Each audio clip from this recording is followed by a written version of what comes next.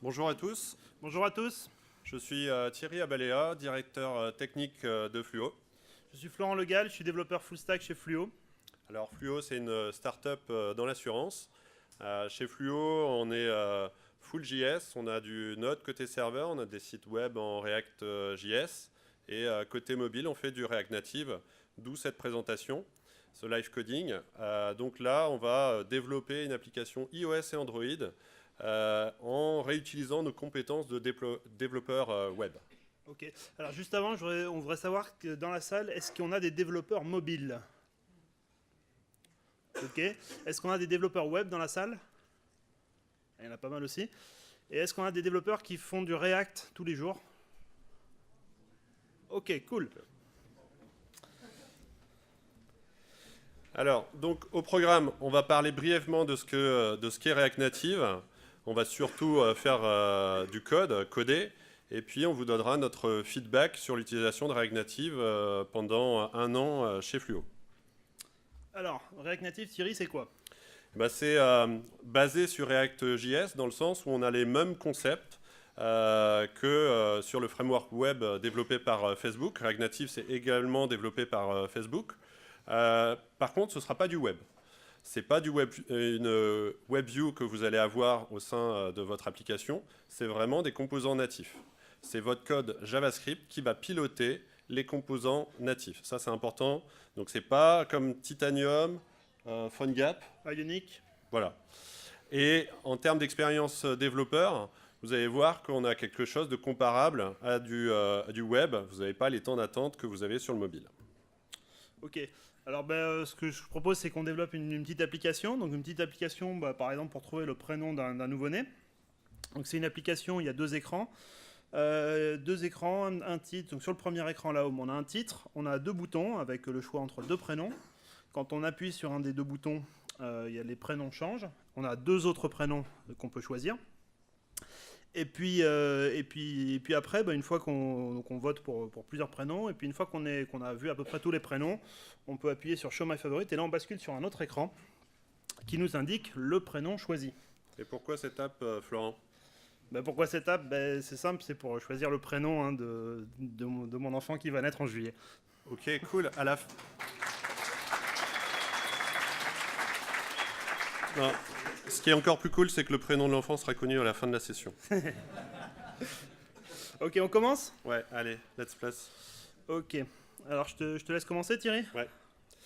Alors, les développeurs web seront familiers avec NPM, l'installeur. On va installer en global, en fait, la CLI React Native.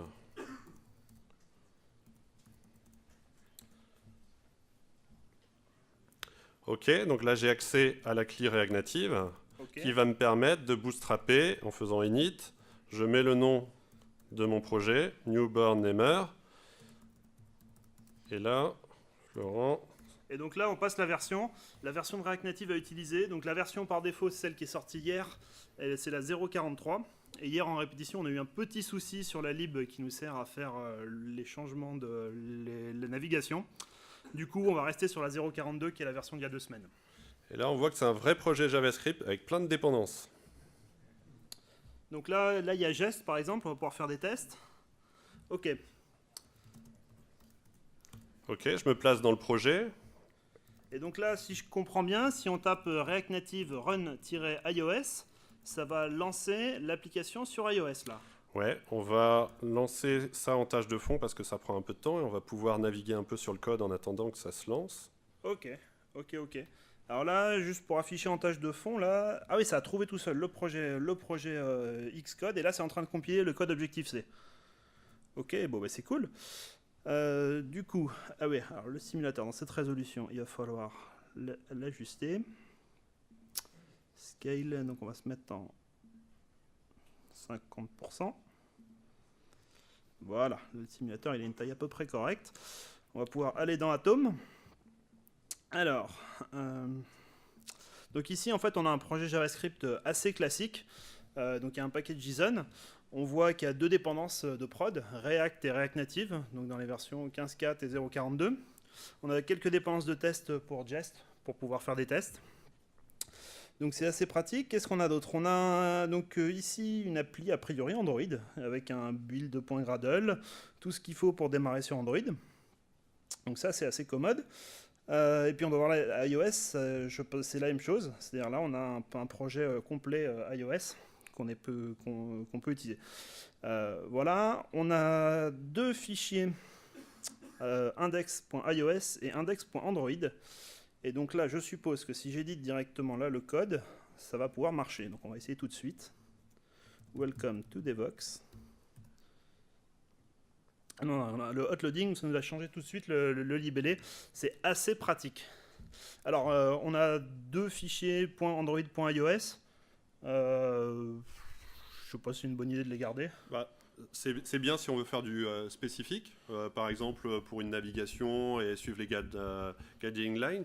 Mais là, pour ce qu'on veut faire, on va vouloir écrire à peu près le même code entre Android et iOS. À titre d'information, chez Fluo, c'est plus de 95% du code qui est exactement le même pour Android et pour iOS. Donc je propose qu'on fasse une refacto. Ouais. Donc on va prendre la version iOS. On va la copier. On va créer ici un fichier dans le répertoire src qu'on va appeler newborn-namer qui va contenir notre application. Hop. Alors, je vais peut-être un petit peu réduire le code. Voilà. Du coup, on va utiliser ce fichier-là. Donc ce qu'on va faire, c'est qu'on va le charger. Alors là, pour le plaisir en fait, du live template, pour qu'on passe plus de temps à parler du code plutôt qu'à l'écrire, on va avoir recours en fait, à des live templates. Donc quand je fais tab, là directement, ça m'instancie du code. Donc on va utiliser ça plusieurs fois dans cette présentation. On va faire ça ici pour la version iOS et la même chose pour la version Android. Hop, je ne l'ai pas copié. Donc là, on a juste refactoré. Ok, je pense qu'il faut quand même rafraîchir. Juste pour vérifier, on va ajouter un point d'exclamation ici. Voilà, c'est bon, c'est la version, elle est bien utilisée. Très bien. Donc si on commençait cette appli, donc là ce que je vois dans le code, on a une view avec trois balises texte. On pourrait les remplacer par 3 boutons. Ouais, alors on va faire ça tout de suite. Hein. Donc, ici, on va instancier les 3 boutons. Alors oui, mais j'ai pas chargé, j'ai pas importé le composant bouton. Et là, on voit qu'on a une stack qui nous permet de débugger, enfin de voir le problème. Et d'ailleurs, on a un petit souci, on a un truc en jaune qui nous dit qu'en gros, on n'a pas mis la prop types on press. Bah ouais, c'est un bouton là. Du coup, on n'a pas de callback sur l'appui du bouton. Qu'est-ce qui se passe? Dans ce cas, je propose qu'on en rajoute un. Ok.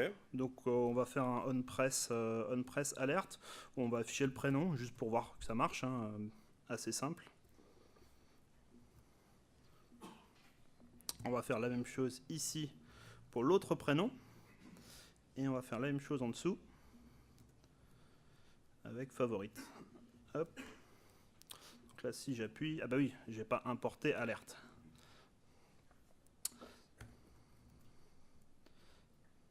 Donc ici Jennifer, Sharon et favorite. Bon ben c'est cool. D'accord. Et comment on fait si on veut gérer le layout? Parce que là, nos boutons sont un peu proches. On aimerait bien les avoir... Ouais.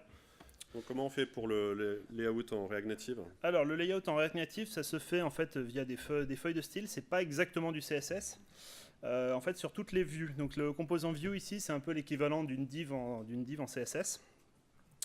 En dessous, donc on a un objet styles avec une style sheet qui est ici.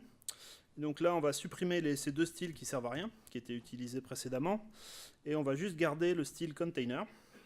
Et donc, ce qu'on va faire, c'est donc ce qu'il faut voir là, c'est pas exactement du CSS. Ça y ressemble beaucoup. En fait, c'est un objet qui contient des propriétés qui ressemblent beaucoup à du CSS. Il y a quelques petites différences propres à React Native, mais là, on voit le mot flex. Et flex, c'est Flexbox, c'est le display flex qu'on retrouve dans le web, qui est assez pratique. Donc ce qu'on peut faire ici, c'est utiliser la valeur de justify content, la passer en space between, de façon à élargir les composants, voilà, élargir l'espace. Donc là, je voyais un petit souci sur le bouton tout en haut. Comment on pourrait peut-être rajouter un peu de padding ou de marge? Ouais, alors je pense du padding, c'est plus approprié. Parce qu'en fait, comme on a une background color, si on mettait de la marge, on aurait un contour tout autour qui serait pas très joli. Donc je propose du padding. Ok. La couleur, on la change? Ouais. Ok. Alors on va mettre ça en light pink. Yes. Yes. Comment on fait pour styler nos boutons? Alors pour styler les boutons, tu voudrais changer la couleur des boutons. Ouais. Ok, alors là ce qu'on peut faire, là les boutons en fait c'est un composant natif, donc il ne se style pas avec les style sheets mais directement avec ses propriétés.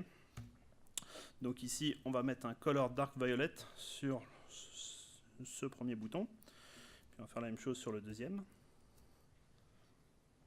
Voilà. Là c'est bien mais c'est pas cliquable là, comment ça se fait? Ah bah oui, la zone de clic on va l'agrandir, on va mettre en align items ici en stretch. Du coup, les boutons vont prendre toute la place. Et là, maintenant, on peut appuyer dessus sur le côté. Pour du mobile, c'est clairement mieux. Ok. Bon, si on ajoutait un peu plus de comportement. Ok. Je prends la main? Vas-y. Ok. Alors, du coup, ce que je propose, c'est d'ajouter un state à notre composant. Donc un state de composant React. Dans ce state-là, on va en fait avoir les deux prénoms courants sur lesquels on va pouvoir faire un vote. Et puis, on va aussi avoir un objet vote qui contiendra en gros tous les votes pour chacun des prénoms. Je propose de variabiliser le title. Ok, et là, du coup, sur mon state, je vais pouvoir aller récupérer. Donc, je vais l'appeler choice A. Ok, et on va faire pareil sur le bouton du dessous. Tac. Donc, là, ce qui est important, c'est que maintenant, j'initialise mon state. Ouais. Voilà. Et donc là, j'ai besoin d'une constante. First name, c'est un tableau. Avec la liste de tous les prénoms, c'est ça? Ouais, Ok. c'est ça. Donc là, on va pouvoir faire un voter sur 5 prénoms. J'initialise avec les deux premiers prénoms du tableau. Et mon vote, c'est un objet vide. Ok. On peut rafraîchir juste pour voir ici. Ouais. Alors là, bah, c'est normal, tu viens de sauvegarder. Là, comme on a rajouté un champ state sur l'objet qui était déjà, le hot reload, il peut pas marcher. Du coup, tu es obligé de rafraîchir. Ok, voilà. Nickel. Et donc là, les deux prénoms, c'est bien les deux premiers du tableau. Ok, très bien. Qu'est-ce qu'on peut faire maintenant? On implémente la logique pour les votes.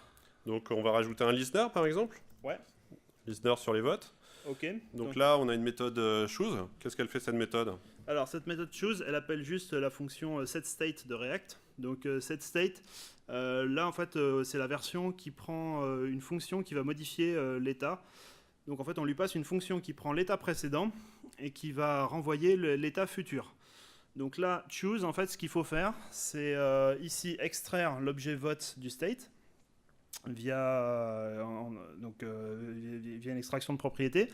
Ensuite ici on va récupérer le nombre de votes pour le choix courant, ou bien 0 s'il n'y en a pas, parce que au départ c'est pas initialisé. Et là on renvoie le nouvel objet vote avec ici, donc on utilise le spread opérateur pour en faire une copie, et on a juste redéfini la propriété choice avec un +1 pour incrémenter le nombre de votes. Ok, très bien. Bah, du coup, je propose de binder ce listener. Ouais. Donc, alors, on va le binder. Tac. On va remplacer les alertes.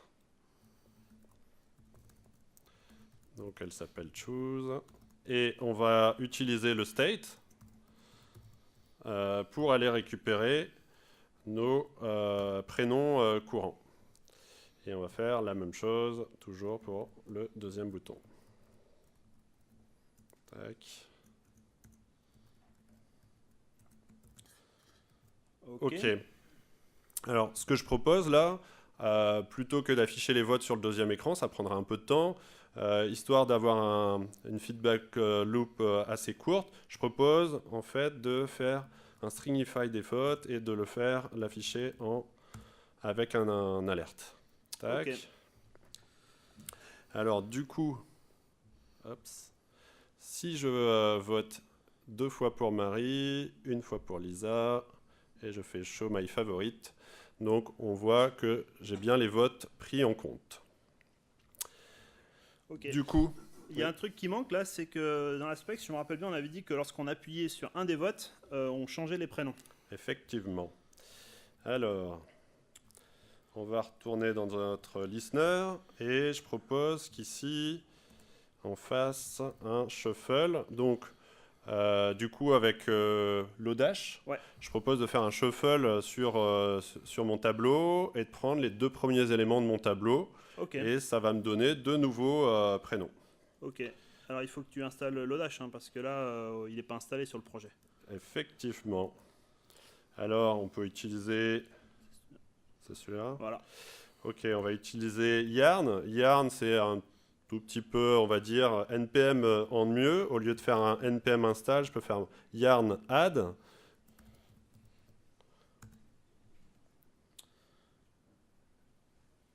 Hop, on va revenir sur le code. Et du coup, je vais avoir besoin de l'importer. Ok. Et du coup, alors, maintenant que j'ai 2 nouveaux prénoms, il va falloir que je change dans l'état les 2 prénoms. Hop. Donc j'ai juste qu'à redonner les prénoms sur l'état.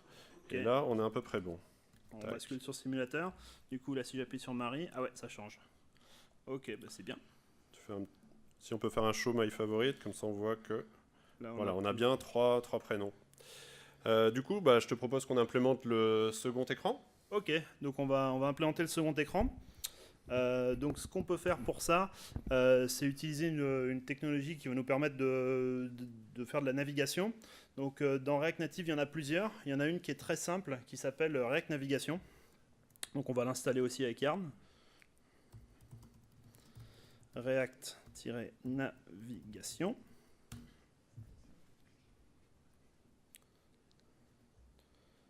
Ok.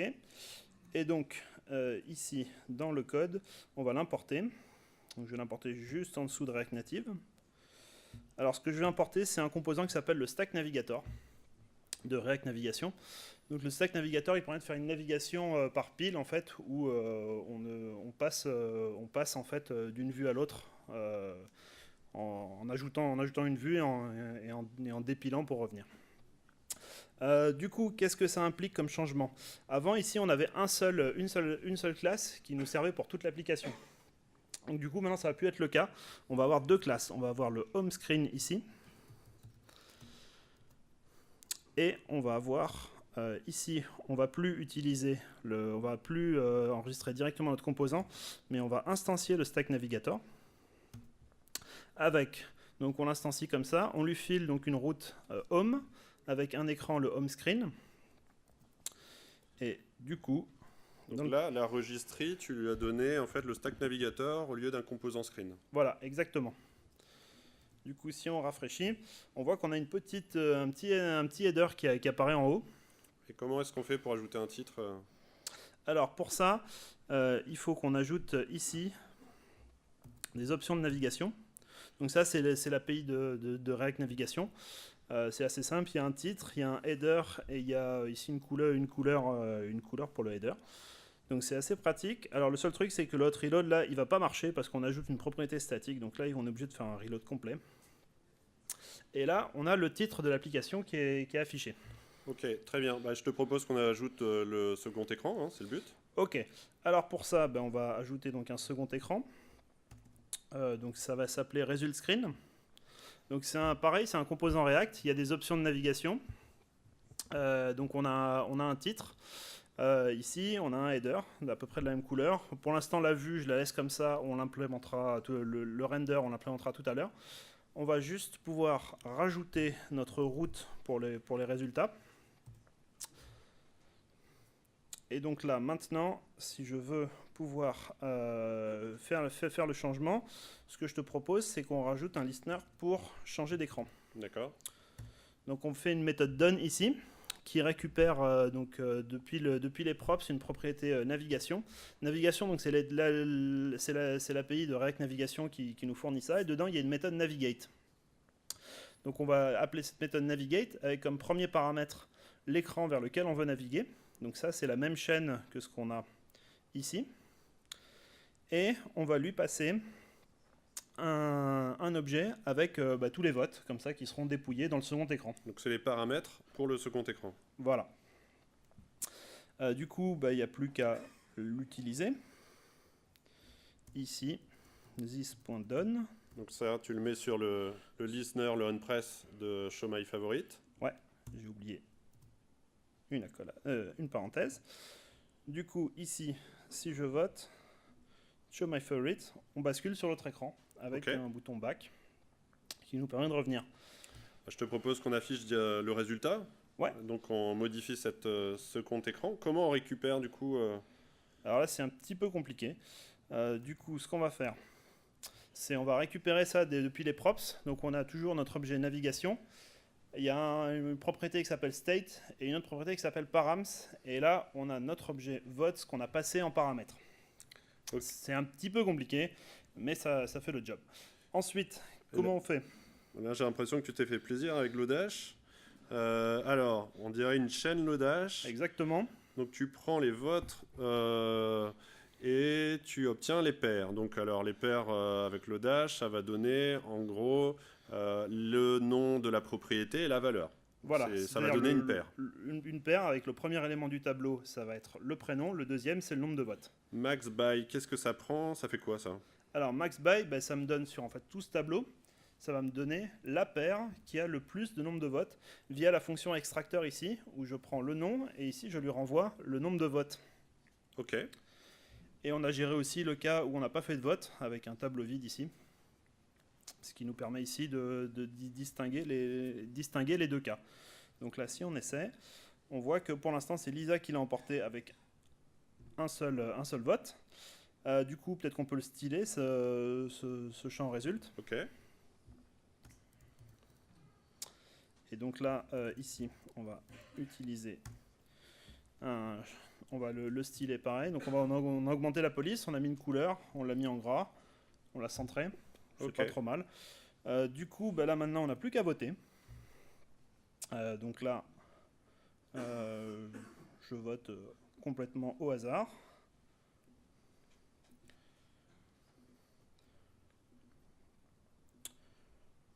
Ça devrait le faire. Et là, le vainqueur. Marie, donc c'est bon là, on peut appeler ta femme pour le prénom? Je ne pense pas. Bon allez, retour à la presse.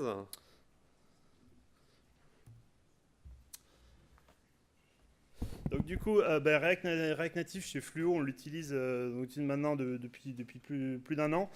On a eu grosso modo aucun problème majeur avec React Native. C'est-à-dire aucun problème majeur, aucun problème qui avec React Native nous a pris plus d'une après-midi à résoudre. Donc ça c'est assez pratique. Ça nous a beaucoup aidé sur le recrutement.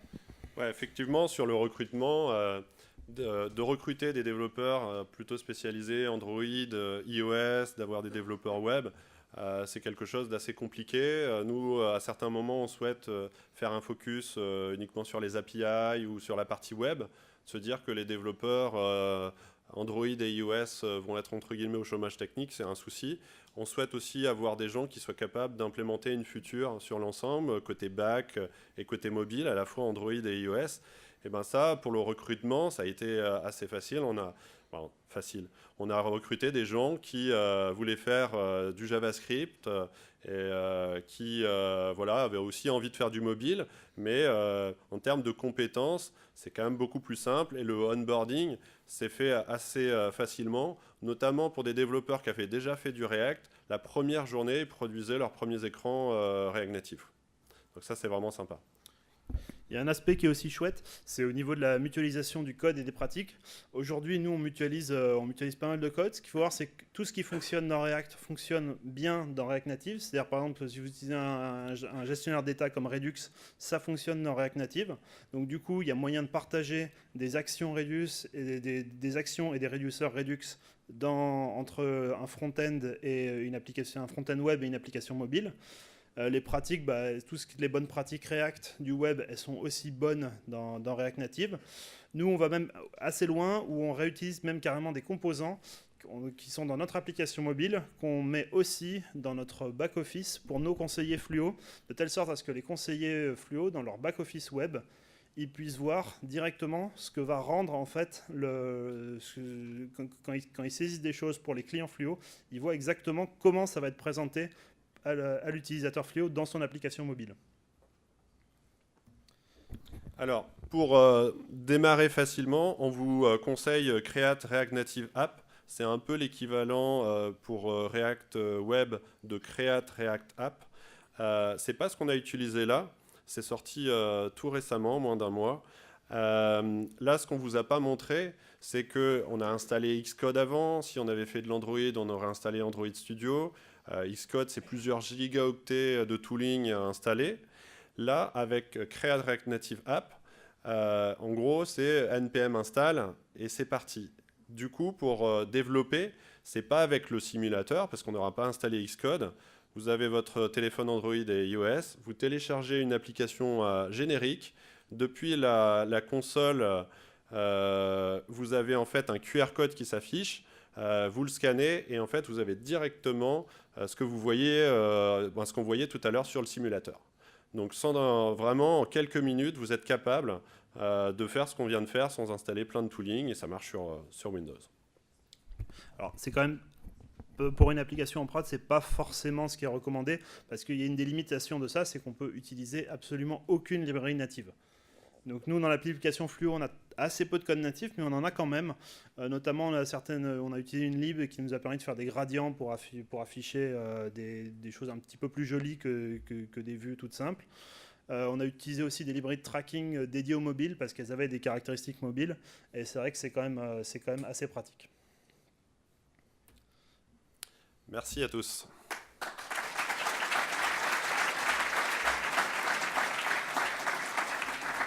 Vous avez l'URL GitHub si vous voulez récupérer le projet. Est-ce que vous avez des questions? On a 3 minutes pour des questions.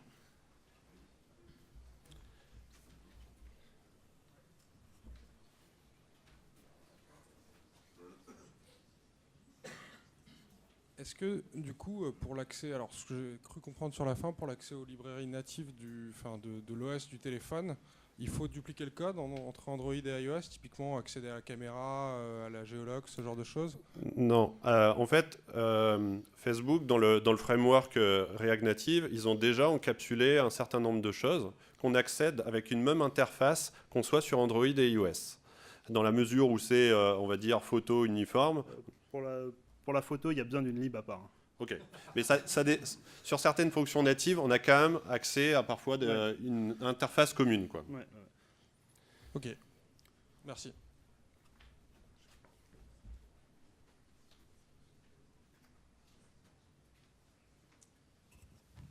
Autre question? Je ne sais pas si du coup vous avez une expérience plus côté natif par rapport à l'année qui s'est passée. Mais du coup, quel serait pour vous je vais dire le point entre choisir du React natif et partir sur du natif pur avec de développement? Alors, je pense que si vous avez une équipe qui aujourd'hui fonctionne très bien sur du natif, vous avez une expérience forte en Android et iOS, ça peut être pertinent de rester là-dessus. Après, ça dépend de ce que vous voulez implémenter. S'il s'agit de faire un jeu vidéo, clairement, React Native aujourd'hui n'est pas le bon choix. Après, il vous est possible de faire un mix des deux, c'est-à-dire d'avoir des écrans relativement simples ou même avec une certaine complexité qui seront en React Native, implémentés, donc la même implémentation des deux côtés, Android et iOS. Et si vous avez vraiment un besoin assez spécifique, des animations, quelque chose de particulier, de le faire en pur natif Android et iOS. Mais on recommande de toute façon, à un moment, il faut quand même se dire qu'on fait du natif et qu'il y a besoin, notamment c'est une appli mobile, le packaging, releaser, tout ça, il y a les permissions. Il y a quand même besoin de connaître un certain nombre de choses. On a 44 secondes, juste le temps pour une question.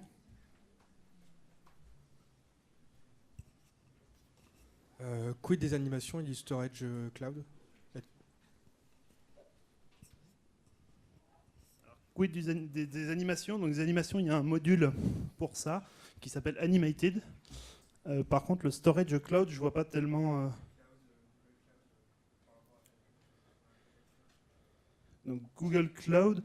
Mais en fait, avec React Native, tu peux utiliser n'importe quel. Tu peux faire des appels HTTP via des appels Ajax via Fetch en fait. Ces applications Ah, bah là c'est la procédure de release classique en fait, pour la mettre dans les App Store. Ok, on n'a plus le temps pour d'autres questions, merci beaucoup.